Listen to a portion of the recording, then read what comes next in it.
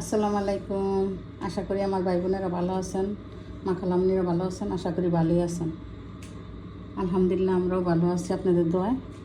আপনাদের সবার জন্যই দোয়া করি। আজকের মতো একটা নতুন ভিডিও শুরু করে দিলাম।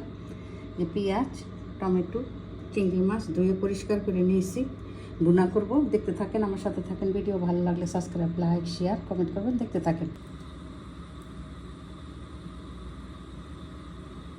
দিলাম পেঁয়াজ,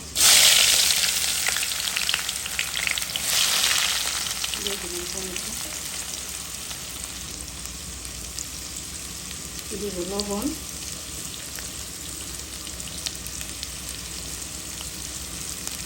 দিয়ে দিলাম চিংড়ি মাছ,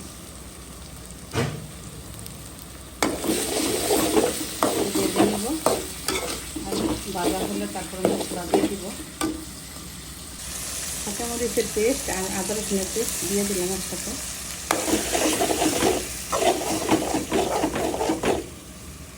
মরিচ, ধনিয়া, জিরা,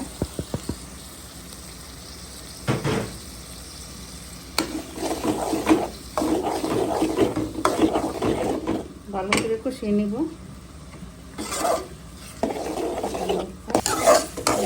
কষানো হয়ে গেছে।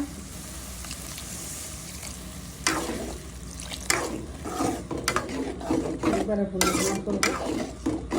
দিয়ে দিলাম গোটা কাঁচামরিচ, ঢুকে দিলাম।